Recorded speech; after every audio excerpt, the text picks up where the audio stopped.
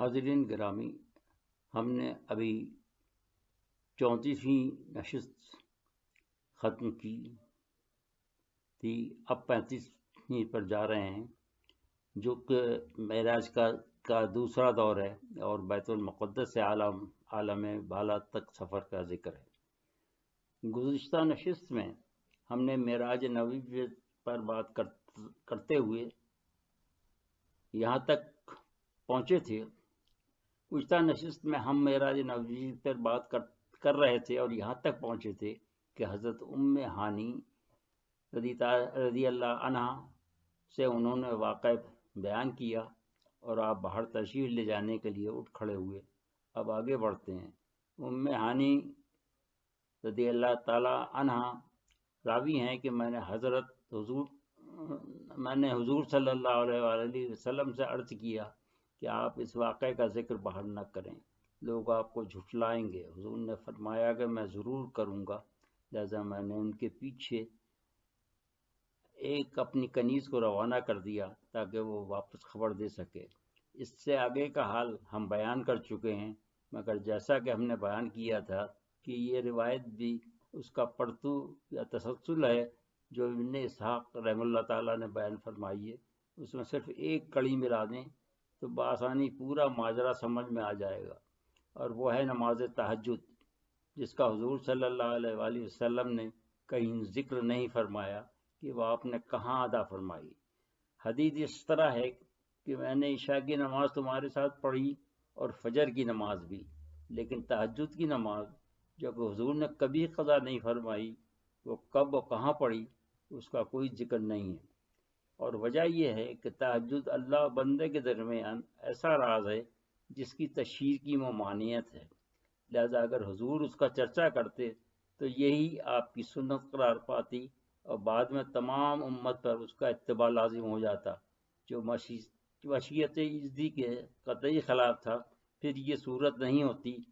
جو آج ہے کہ تہجد گزار ہیں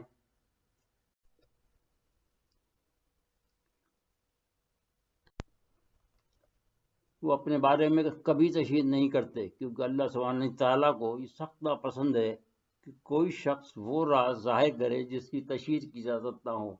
اور تہجد کی مدامت بھی انہیں حاصل ہے جو اللہ کی دوستی کا دم بھرتے ہیں، کیونکہ کوئی دوست یہ پسند نہیں کرتا کہ اس کے راز عام کیے جائیں، لہذا جو جتنا مقرب ہے اتنا ہی محتاط ہے۔ اس کی مزید تصدیق ان احادیث سے بھی ہوتی ہے جس میں اگر کبھی کسی نے حضور کی ذاتی عبادات کے بارے میں پوچھا تو حضور نے ناپسند فرمایا، بلکہ بعض اوقات برہم ہو گئے۔ لہذا مندرجہ بالا دلائل کی روشنی میں اگر اس حدیث کو اس طرح سمجھا جائے کہ حضور نے عشاء کی نماز حضرت ام ہانی کے اہل خاندان کے ساتھ پڑھی اور محو استراحت ہو گئے، اور اس کے بعد وہ کسی وقت حرم شریف میں تشریف لے گئے اور حتیم میں محو استراحت ہوئے، جیسے کہ ان کی سنت تھی کہ وہ تہجد ادا فرمانے کے بعد استراحت فرماتے تھے، کہ دری اسرا معراج کا واقعہ پیش آیا، اور پھر فجر کی نماز انہوں نے مکہ واپس آ کر ام ہانی کے اہل خاندان کے ساتھ پڑھی تو بات بالکل واضح ہو جاتی ہے۔ لیکن جیسا کہ ہم بحث کر چکے ہیں کہ حضور اپنی ذاتی عبادات کے بارے میں اظہار ناپسند فرماتے تھے،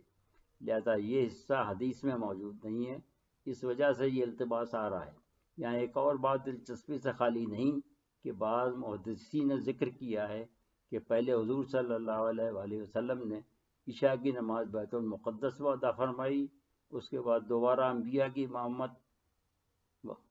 سے واپس آ کر بیت المقدس میں فجر کی۔ یہاں اگر وقت کے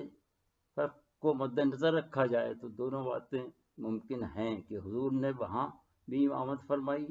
پھر یہاں بھی، اور اس کی مزید تصدیق اس سے ہو رہی ہے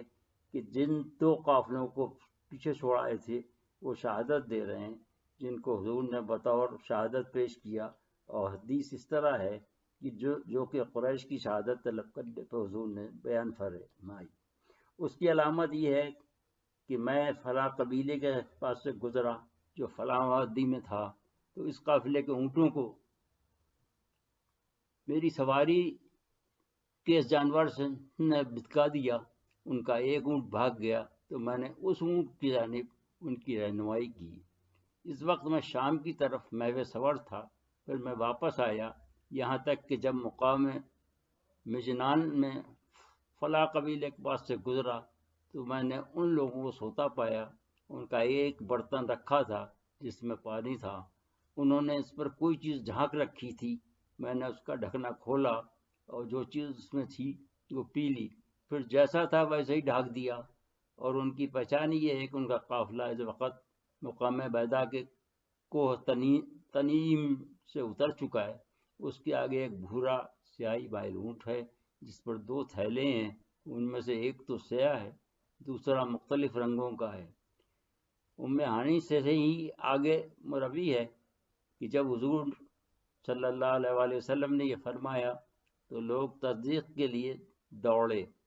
لہذا حضور کے ارشاد کے مطابق وہ اونٹ پہاڑ سے اتر کر دوسری طرف جا چکا تھا، اس کا حلیہ وہی تھا۔ اور جب برتن اور پانی کے سلسلے میں اہل قافلہ سے تصدیق چاہی تو انہوں نے اس واقعے کی بھی تصدیق کی کہ برتن ڈھکا رہا، پانی غائب تھا۔ اور جب انہوں نے اس قافلے سے تصدیق چاہی کہ جس کے اونٹ کے بھٹکنے کا ذکر فرمایا تھا تو اہل قافلہ نے اس کی بھی تصدیق کی اور اس طرح کی کہ جس طرح حضور نے فرمایا تھا۔ یہاں محدثین مورخین میں اس پر بھی اختلاف ہے کہ واقعہ کب ہوا۔ بعض کے خیال میں یہ بعض کے فوراً بعد کا ہے، بعض کہتے ہیں کہ یہ ہجرت سے 1 سال پہلے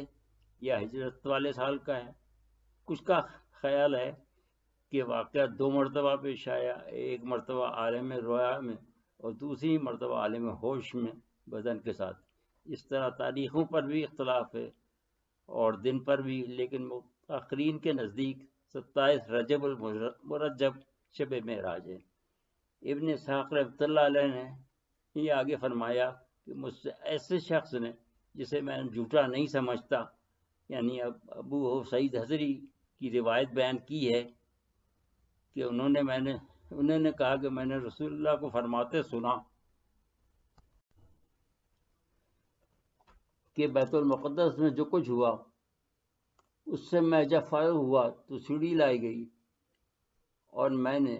اس سے بہتر کوئی چیز نہیں دیکھی، اور یہی وہ چیز ہے جس کی جانب تمہارے مردے اپنی آنکھیں کھولے تکتے رہتے ہیں جب موت آتی۔ اس کے بعد میری ساتھی نے مجھے اس پر چڑھا دیا، یہاں تک کہ مجھے لے کر آسمان کے دروازوں میں سے ایک دروازے تک پہنچا جس کا نام الحفظہ تھا، یعنی نگہبانوں کا دروازہ۔ اس پر فرشتوں میں سے ایک فرشتہ جس کا نام اسماعیل تھا، اس کے ہاتھ کے نیچے 12,000 فرشتے تھے، جس میں سے ہر ایک کے ہاتھ کے نیچے 12,000 فرشتے تھے۔ جبرائیل علیہ السلام جب مجھے لے کر اس دروازے میں داخل ہوئے تو اس نے کہا کہ اے جبرائیل علیہ السلام، یہ کون ہے؟ جبرائیل نے جواب دیا، محمد صلی اللہ علیہ وآلہ وسلم۔ اس نے کہا کیا بلوائے گئے ہیں؟ کہا ہاں۔ اس نے میرے لیے بھلائی کی دعا کی اور بھلی بات کہی۔ حدیث کے اس حصے سے یہ بات واضح ہو جاتی ہے کہ براق کا سفر صرف مکہ و معظمہ سے بیت المقدس تک تھا، باقی سفر کوئی ایسی سیڑھی یا ذریعہ تھا جس کو کہ فرشتے استعمال کرتے ہیں، اور موت کے بعد روح بھی اسی راستے سے عالم بالا میں جاتی ہے، اور جس طرح ہم تمام آسمانی چیزوں کے بارے میں تمثیلی زبان استعمال کرتے ہیں، اسی طرح حضور نے اسے ایک سیڑھی سے تشبیہ دی، مگر ساتھ ساتھ یہ بھی فرما دیا کہ وہ کوئی ایسی غیر مرئی چیز تھی جس کی وضاحت الفاظ میں نہیں ہو سکتی۔ یا حضور صلی اللہ علیہ وآلہ وسلم کا اعزاز خصوصی ظاہر ہوتا ہے کیونکہ جبرائیل علیہ السلام نے براق کے بارے میں تو فرمایا کہ اے براق، تیرے اوپر محمد صلی اللہ علیہ وسلم سے زیادہ بزرگ ترین آدمی آج تک نہیں پیدا سوار ہوا، مگر سیڑھی کے بارے میں ایسی کوئی روایت نہیں ملتی کہ کسی اور انسان نے استعمال کی ہو، ورنہ جبرائیل علیہ السلام اس کے بارے میں بھی مطلع کرتے۔ اس سے یہ بات ظاہر ہوتی ہے کہ حضور نے براق صرف زمینی سفر تک استعمال کیا، مگر یہ اعزاز صرف اور صرف اللہ کے محبوب محمد مصطفیٰ صلی اللہ علیہ وسلم کا ہی مقدر تھا، جو کسی اور کو نصیب نہیں ہوا، کیونکہ ایسی کسی سیڑھی کا ذکر کہیں نہیں ملتا۔